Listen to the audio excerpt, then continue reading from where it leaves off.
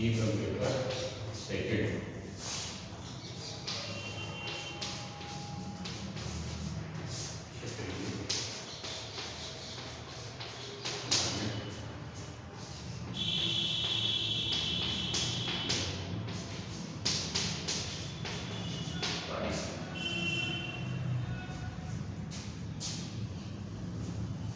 छात्रों BCom part ये अपन second में आज हम जिसके बारे में बातचीत करेंगे, कल मैंने आपको रीजनल रूरल बैंक्स के बारे में बताया था, क्षेत्रीय ग्रामीण बैंकों के बारे में। क्षेत्रीय ग्रामीण बैंक जो है वो क्यों स्थापित किए जाते हैं, खास करके एग्रीकल्चर की स्थिति खराब होने के कारण से हमने कॉमर्शियल बैंकों से जो आशाएं हमने की थी, सुधार के लिए जो बात की गई थी, या कॉमर्शियल बैंक्स को ये कहा गया था कि आप विभिन्न प्रकार की बैंकिंग इंडस्ट्रीज के दूसरे कार्यों के साथ साथ एग्रीकल्चर के कार्य भी करेंगे, परंतु उनके रिजल्ट्स और उनके परिणाम अच्छे नहीं आने के कारण से सरकार ने एक कमेटी का गठन किया था और उस कमेटी ने एक रिपोर्ट दी थी और उस रिपोर्ट में कहा गया कि वाणिज्यिक जो बैंक हैं वो सारे के सारे एग्रीकल्चर की तरफ उनका ध्यान कम रहता है, इंडस्ट्रीज की तरफ ज़्यादा रहता है, और ऐसी स्थिति में ऐसे बैंक्स की स्थापना की जाए जो संपूर्ण रूप से ग्रामीण क्षेत्र के हों और गाँव में ही वो कार्य करें और गाँव की आधारभूत जो ढांचा है उसको वो ऊपर उठाने की कोशिश करें। तो इस सिफारिश को ध्यान में रखते हुए 1970s के दशक में इस तरह के प्रयत्न शुरू हुए कि विभिन्न प्रकार के ऐसे रूरल बैंक्स बनाए जाएं, ऐसे ग्रामीण बैंक्स तैयार किए जाएं जो सिर्फ ग्रामीण अर्थव्यवस्था को सुदृढ़ और सुरक्षित बना सके और गांव की जो गरीब तबका है उसका जीवन स्तर उत्तम बना सके। तो ऐसी स्थिति में ऐसे रीजनल रूरल बैंक्स बनाए गए और उन रीजनल रूरल बैंक्स की स्थापना की गई जो ग्रामीण क्षेत्र में को आधारभूत ढांचे को विकसित करने के लिए और ग्रामीण तबके का जीवन स्तर बढ़ाने के लिए और एग्रीकल्चर को उन्नत बनाने के लिए या छोटे उद्योग धंधों को संरक्षण प्रदान करने के लिए या उन उद्योग धंधों को आवश्यकता के अनुसार ऋण प्रदान करने के लिए ऐसे विभिन्न बैंकिंग इंडस्ट्रीज की स्थापना की गई और उन बैंकिंग इंडस्ट्रीज ने अच्छा कार्य किया, सराहनीय कार्य किया। जैसा हम देख रहे हैं आज कि ग्रामीण क्षेत्र में एग्रीकल्चर के क्षेत्र में हमने बहुत सारी उन्नति की, हमने बहुत सारी प्रोग्रेस की है, हमारी एग्रीकल्चर उन्नत हुई है। जहाँ 70s के दशक के आसपास पर्याप्त खाद्यान्न उत्पादित की पैदावार नहीं होती थी, पर्याप्त खाद्यान्न लोगों को खाद्य सामग्री नहीं मिलती थी, आज हम विभिन्न प्रकार के खाद्य सामग्री का या कृषि क्रॉप्स का या हम कमर्शियल क्रॉप्स का निर्यात करते हैं और हमारे यहाँ से बहुत सारे जो राष्ट्र हैं वो विभिन्न प्रकार की दलहन और तिलहन आयात करते हैं। तो ऐसी स्थिति में हम ये कह सकते हैं कि ग्रामीण क्षेत्र में जो बैंकों की स्थापना की गई उनके कुछ विशेष प्रकार के कार्य दिए गए। इसमें जैसे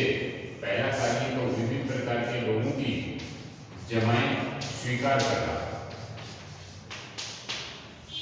देखो, सामान्य रूप से जो ग्रामीण क्षेत्र का व्यक्ति है वो गांव को छोड़ करके शहर की तरफ नहीं जा सकता। उसकी कोशिश ये थी कि मेरे जितने भी कार्य हैं वो गांव में ही पूरे हो जाएं और अगर वहाँ साधन उपलब्ध होता है तो वो शहर में जाने की इच्छा कम ही जाहिर करता है, क्योंकि उसके सामान्य और बहुत कम खर्चे होते हैं, बहुत कम आवश्यकताएं होती हैं, उसकी जो आमदनी है उसके अनुसार वो अपना जीवन स्तर बनाए रखता है। उन सब के बावजूद भी छोटी छोटी बचत भी वो करता है और उन बचतों का उपयोग वो आने वाली आकस्मिकताओं के लिए रखता है। संचय की प्रवृत्ति हिंदुस्तान के व्यक्ति को नहीं, वर्ल्ड के प्रत्येक व्यक्ति को है, परंतु हिंदुस्तान में उस संचय का उपयोग आने वाली समस्याओं के समाधान के लिए किया जाएगा। इस बात को ध्यान में रखते हुए बैंकिंग इंडस्ट्रीज में वो पैसा जमा कराता है, सुरक्षित रखता है। पहले जो धातु महंगे होते थे, चाहे वो स्वर्ण हो, चाहे वो रजत हो या दूसरे प्रकार के कोई साधन जो वो समझता है कि ये सुरक्षित है, जैसे भूमि में खर्च करना है या भवन में खर्च करता है या शादी विवाह में खर्च करना है, तो इन सब कार्यों के लिए धन को सुरक्षित रखने के लिए अगर उसे बैंकिंग इंडस्ट्रीज का फायदा मिलता है तो वो वहाँ जमा धन को सुरक्षित मानता है और धीरे धीरे लोगों ने बैंक के प्रति अपनी जो मेंटलिटी है वो बदली। उनके द्वारा ये किया गया है कि बैंक अपने आप में एक सुरक्षित स्थान और संस्था है जिसमें हम हमारे धन को सुरक्षित रख सकते हैं। तो धन को सुरक्षित रखने के लिए बैंकिंग इंडस्ट्रीज को उत्तम स्थान माना गया है। आवश्यकता के अनुसार उसमें से धन निकाला जा सकता है, आवश्यकता के अनुसार धन जमा कराया जा सकता है। तो ग्रामीण या रीजनल रूरल बैंक्स जो हैं वो विभिन्न प्रकार की जमाएं स्वीकार करते हैं, जैसे कॉमर्शियल बैंक्स करते हैं उसी प्रकार से। तो बचत खाते के रूप में भी वो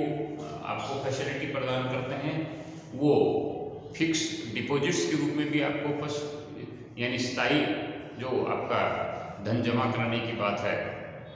वो भी वो फैसिलिटी आपको प्रदान करते हैं। इस प्रकार से मान लीजिए आप कोई छोटा मोटा व्यवसाय करते हैं ग्रामीण क्षेत्र में, कोई उद्योग लगाते हैं, तो आपको वो चालू खाते की फैसिलिटी भी प्रदान करते हैं। तो आप अपना धन बचत खाते में जमा करा सकते हैं, स्थायी जमा खाते में करा सकते हैं और चालू खाते में जमा करा सकते हैं। तो पहला जो कार्य है वो विभिन्न प्रकार की जमा की बात को करता रहता है। दूसरा कार्य है कि विभिन्न प्रकार के कार्यों के लिए ऋण प्रदान करना है।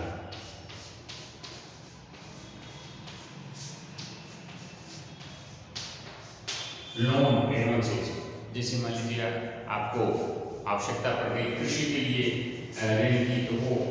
इन बैंकों के द्वारा प्रदान किया जाता है। या केसीसी जिसको किसान क्रेडिट कार्ड कहते हैं, उसके माध्यम से आपको फैसिलिटी प्रदान करता है। जैसे आपके पास भूमि है तो उस भूमि को मॉर्गेज के रूप में आप रख दो और उसके पश्चात में आप बैंक से आवश्यकता के अनुसार,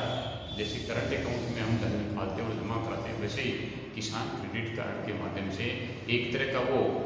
एटीएम जो कार्ड चल रहा है आजकल, वैसा ही कार्ड हो गया कि आवश्यकता अनुसार आप जाओ बैंक से और कुछ धन आप आराम से ले सकते हो, जिसकी लिमिट 5 लाख रुपए, 7 लाख रुपए, 10 लाख रुपए, आपके पास जितनी हेक्टेयर जमीन है उस जमीन के अनुसार वो सिंचित है या गैर सिंचित है, वो सिंचित है या बागानी है, उसके अनुसार वो लिमिट तय की जाती है बैंक के द्वारा कि इस किसान और कृषक को इतने रुपए का धन हम उधार दे सकते हैं। तो दूसरा जो कार्य है कि विभिन्न प्रकार के ऋण प्रदान करने का कार्य वो बैंकिंग इंडस्ट्रीज करते रहते हैं। जैसे उद्योगों के रूप में आपको ऋण दिया जा सकता है, कृषि के लिए आपको ऋण दिया जा सकता है। कृषि में भी खास करके उपकरण है, जैसे आपको ट्रैक्टर खरीदना है, आपको मशीन खरीदनी है खेती की, या आपको फुहारा सेट खरीदना है, या पंप सेट आपको स्थापित करना है, या मान लीजिए दूसरे कोई आपको उपकरण खरीदना, तो वो बैंक आपको धन प्रदान करेगा। दूसरी बात है, मान लीजिए आप पशुपालन का कोई कार्य करना चाहते हैं ग्रामीण क्षेत्र में और अपने पास अगर जमीन है तो वो एक निश्चित लिमिट तक आपको धन उपलब्ध करवा देगा पशु खरीदने में, उसकी देखभाल करने में, वो सारा कार्य। तीसरी बात है, जैसे मछली पालन है, कुक्कुट पालन का कार्य है, या चमड़े का व्यवसाय करना है, या सूती वस्त्र का व्यवसाय करना है, या आप बर्तन बनाने का कार्य करना चाहते हैं, या कोई भी छोटी इंडस्ट्रीज जो समाजोपयोगी है और आप उसमें स्वरोजगार में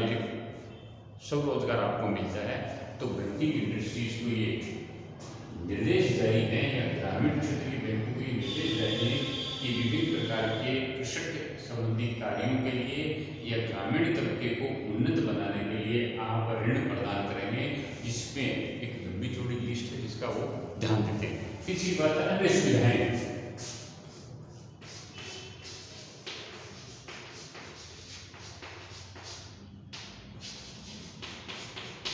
अन्य सुविधाओं में जैसे क्या धन ट्रांसफर करना है, कहीं आप एक जगह से दूसरी जगह धन पहुंचाना चाहते हैं तो वो फैसिलिटी आपको मिलेगी, या मान लीजिए एक बैंक से दूसरे बैंक में आप पैसा जमा कराने तो वो फैसिलिटी भी आपको मिलेगी, या आप चेक प्राप्त करना चाहते हैं तो वो फैसिलिटी भी आपको मिलेगी, या आप एटीएम लेना चाहते हैं तो वो फैसिलिटी भी प्रदान करेगा, या मान लीजिए आपका कोई बेटा या आपकी बेटी कहीं बाहर पढ़ते हैं और उनको धन की आवश्यकता है तो वो शिक्षा के लिए भी आपको ऋण प्रदान करेंगे। ग्रामीण तबके के लोगों को शिक्षा क्षेत्र में उन्नति करने के लिए भी ये धन प्रदान किया जाता है। तो तीसरा कार्य जो विभिन्न प्रकार के कॉमर्शियल बैंक्स देते हैं,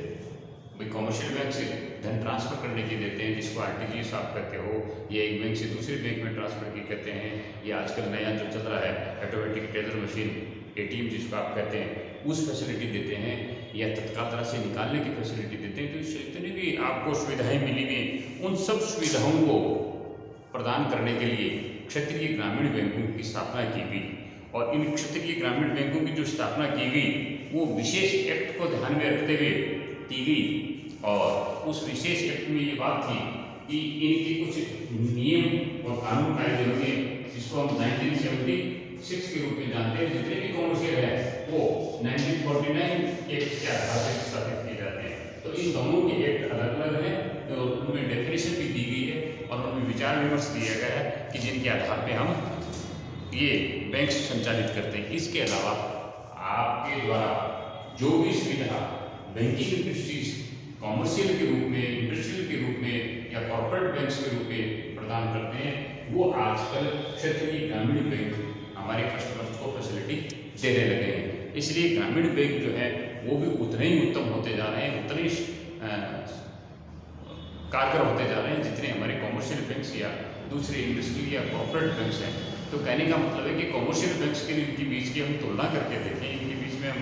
अंतर करके देखें, तो हमें ये लगेगा कि जितने कॉमर्शियल बैंक्स कार्य करते हैं उतने हमारे ग्रामीण बैंक भी कार्य करते हैं। वह सकते हैं कि वो उनकी कंडीशंस को पूरा करते हैं। तो गाँव का जीवन स्तर सुधारने के लिए, ग्रामीण तबके को मजबूत बनाने के लिए, गरीबी से दूर करने के लिए हमने ये रीजनल रूरल बैंक्स की स्थापना की, जिसकी कुछ प्रोग्रेस की बातें पर बाद में करेंगे।